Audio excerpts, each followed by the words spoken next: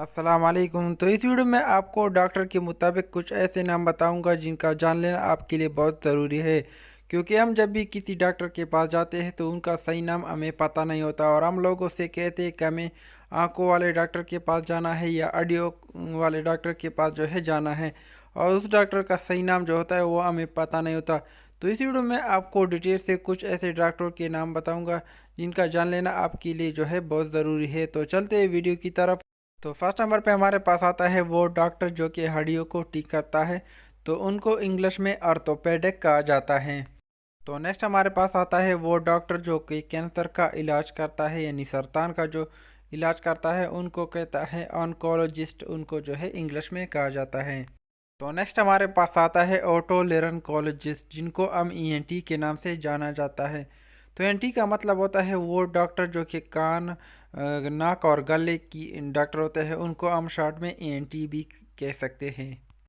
तो नेक्स्ट हमारे पास आता है वो डॉक्टर जो कि मरीज़ को बेहोश करने में मदद करता है, तो उनको इंग्लिश में एनेस्थीसियोलॉजिस्ट जो है कहा जाता है। तो नेक्स्ट हमारे पास आता है वो डॉक्टर जो कि आँखों की जो ख़राबी होती है उनको ठीक करने में मदद करता है, तो उनको ऑप्थेल्मोलॉजिस्ट कहा जाता है।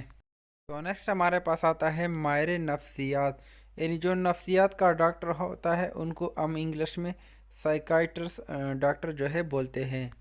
तो नेक्स्ट हमारे पास आता है न्यूरोलॉजिस्ट, यानी न्यूरोलॉजिस्ट उस डॉक्टर को कहा जाता है जो कि दिमाग का इलाज करता है। तो नेक्स्ट हमारे पास आता है दिल का डॉक्टर, यानी जो दिल का इलाज का करता है, तो उनको कार्डियोलॉजिस्ट कहा जाता है। नेक्स्ट हमारे पास आता है आम अमराज का जो डॉक्टर, यानी जो ज़ुकाम, नज़ला और बुखार का इलाज करता है, तो उनको जनरल प्रैक्टिशनर कहा जाता है। तो नेक्स्ट हमारे पास आता है वो डॉक्टर जो कि हमारी जिल्द यानी हमारे स्किन का इलाज करता है, तो उनको डर्माटोलॉजिस्ट कहा जाता है।